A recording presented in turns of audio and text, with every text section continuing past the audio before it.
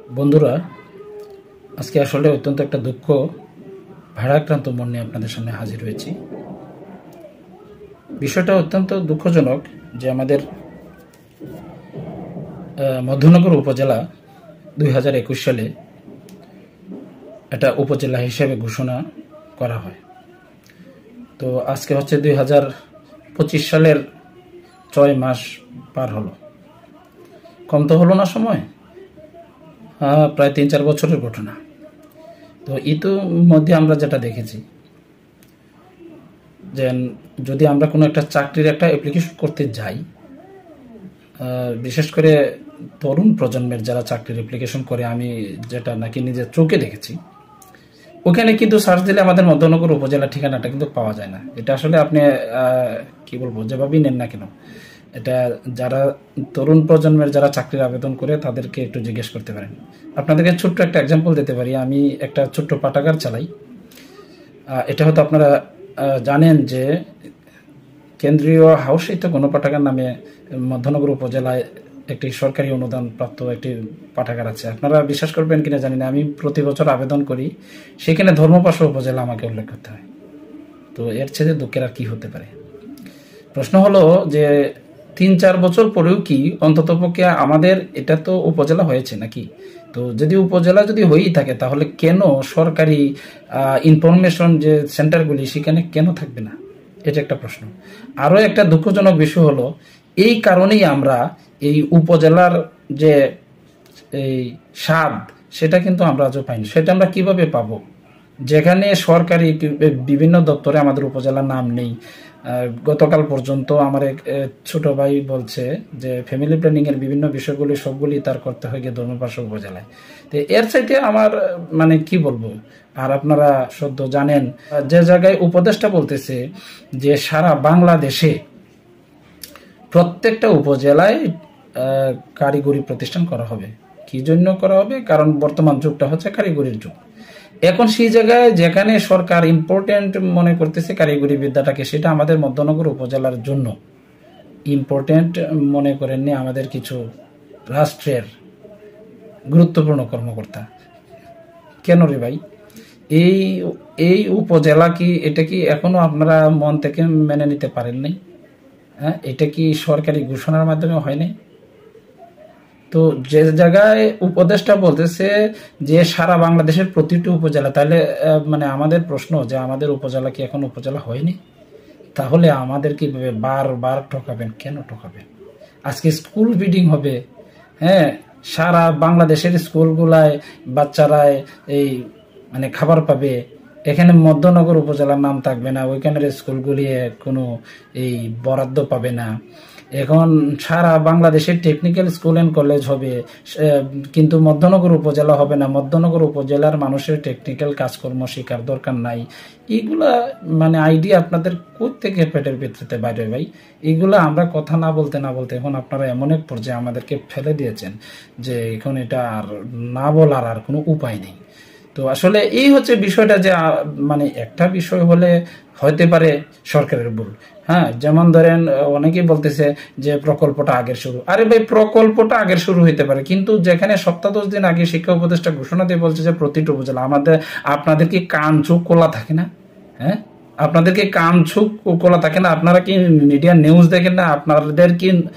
আপনাদের কি নলেজে এটা থাকে না যে এই যদি প্রকল্পটা যদি 3 বছর পূর্বেও শুরু হয়, তাহলে এই 3 বছর বা 4 বছরের ভিতরে যে নতুন উপজেলা তৈরি হয়েছে, সেটা কি আপনাদের নলেজে আমরা দিয়ে দিব? তো এই যে আপনাদের যে মানে দাপ্তরিক যে অবহেলা, এগুলি তো এখন স্পষ্ট। তখন এই আমরা চুপ করে থাকতে হাওর এলাকার মানুষ, আমরা এই জন্ম থেকেই আমরা এইভাবে প্রতারিত হয়ে আসছে। আমরা তো জানি রে ভাই, এগুলা যেন এক প্রকার আমাদের প্রতি যে অবহেলা, এগুলো তো আমরা বুঝি। কিন্তু ব্যাপার হচ্ছে কি, যে এইভাবে আমরা আর মানে কত কাল নিপীড়িত। আমাদের এই একটা মানে হসপিটাল হবে, হসপিটালে ডাক্তার থাকবে না। আমাদের একটা উপজেলা হবে, এখানে মানে ইউএনও থাকবে না। এইভাবে একের পর এক থাকবে না করতে করতে আমাদের অবস্থা তো একবারে শোচনীয়। আমরা তো এই দেশেরই কিন্তু মানে কি বলবো, বাস করা মানুষ নাকি? তো আমাদেরও তো রোগ হয়, সুখ হয়, আমাদেরও প্রয়োজন হয়। আজকে দেখেন কেন আমি কথা বললাম টেকনিক্যাল স্কুল হাওরের কিন্তু সাধারণ মানুষ অনেকেই কিন্তু বুঝবে না যে আসলে এই স্কুলটা প্রয়োজনটা কেন কেন এটা নিয়ে এত মাতামাতি হবে। আপনাদেরকে স্পষ্ট করে বলি, আমি একজন কিন্তু শিক্ষক, সেই জন্যই এই জায়গা থেকে কথা বলা। আমি একজন স্কুল শিক্ষক। স্কুলের যে শিক্ষা এটা কিন্তু বর্তমান যে প্রতিযোগিতার যুগে যেখানে বেকারের সংখ্যা যেভাবে বেড়ে যাচ্ছে, আপনাদের নলেজে কি কাজ করে না যে দেশে কেন বেকারের সংখ্যা বাড়তেছে? আরে ভাই, একজন ব্যক্তি পাশ করার পরে সে শুধু চাকরি করতেছে, দেশে এত চাকরি নাই, তাহলে বেকার হবে না তো হবেটা কি? সেই ক্ষেত্রে আমরা যে তথাকথিত শিক্ষাটা দিচ্ছি সেটা থেকে বেরিয়ে আসতে গেলে কারিগরি বিদ্যাটাতে যদি আমরা যদি বাচ্চাদেরকে আগিয়ে নিতে পারি, ঠিক আছে, তাহলে কিন্তু তারা আর বেকার থাকবে না। এক কথায় যদি তারা এখানে যদি নিজেরা যদি কোনো একটা কর্ম বের করে ফেলতে পারে, আপনাদের সেটা বোঝে আসতেছে না? একটা এক্সাম্পল দিয়ে বলি, যদি এইখানে কারিগরি বিদ্যা শিখে, এখানে যদি একজন ব্যক্তি যদি সে গার্মেন্টস বিদ্যায় পারদর্শী হয়, আজকে যদি হাওড় এলাকায় একটা ছোটখাটো গার্মেন্টসও দিতে পারে, তাহলে কি সেটা তার নিজের কর্মসংস্থান এবং অন্যদেরও একটা মানে ব্যবস্থা হবে না? রুটি রোজগারের ব্যবস্থা তো হবে। এটা তো একটা ছোট্ট এক্সাম্পল। একজনে যদি একটা টেলিভিশন, রেডিও, বিভিন্ন যে মেকানিজমগুলো এগুলো যদি শিখে ফেলে, ঠিক আছে, তাহলে তার রুটি রুজির ব্যবস্থা হবে না। সে যদি হাওড়ে কিছু নাও করে, কিন্তু আজকে সেই টেকনিক্যাল বিদ্যাটায় যদি সে দক্ষ হয়, সেটা দিয়ে যদি আজকে দেশ থেকে বিদেশেও যায়, তাহলে সে একটা জীবিকা নির্বাহ করতে পারবে না। সুতরাং আমি তো মনে করি, আমি যে একজন স্কুল শিক্ষক, আমি স্কুলে যে শিক্ষাটা দিচ্ছি সেটার চাইতো তো টেকনিক্যাল বিদ্যাটা বর্তমানে বেশি একটা জরুরি হয়ে দাঁড়িয়েছে, ঠিক আছে। তো এই কারণেই কিন্তু আমার এই কথাগুলি বলা। আপনারা প্লিজ এখনো যারা সরকারের দায়িত্বশীল পর্যায়ে আছেন, আমি মনে করি যে আপনারা আর এইভাবে মানে হাওরের প্রতি এতটা মানে অবহেলা করবেন না। একটা বিষয় আশ্চর্য হয়ে যায় যে আমাদের হাওর থেকে যারা অনেক বড় হয়, ঠিক আছে, তারাও কিন্তু তারপরে মানে হাওরটাকে বলে যায়। আমার প্রশ্ন হলো, সারা দেশের মানুষ, আমি তো আমার জীবন, আমি তো অনেক বছর ধরে হাওর নিয়ে কাজ করি, হাওর নিয়ে জপাজপি করি, এগুলো তো আপনারা জানেন। শহরের ছেলে মেয়েরা বা শহরের যারা অনেক মানে সিনিয়র মানুষ আছেন, সিনিয়র সিটিজেন বলা যায়, তারা কিন্তু হাওর শব্দটার সাথে অনেক মানুষই পরিচিত না। কিন্তু রে ভাই, আপনারা যারা হাওর থেকে উঠে গিয়ে অনেক বড় হয়েছেন, তারা কেন হাওরটা বলে যান সেটা তো আমার বুঝে আসেন। আপনারা আজকে সারা বাংলাদেশে আমাদের এই মানে হাতের গোনা কয়েকজন উপদেষ্টার দেশ চালাচ্ছে। মধ্যনগর হচ্ছে আমাদের এমন এক উপজেলা, নামে উপজেলা, সেখান থেকেও তো আমাদের একজন উপদেষ্টা আছে। এটা আমাদের অত্যন্ত গর্বের বিষয়।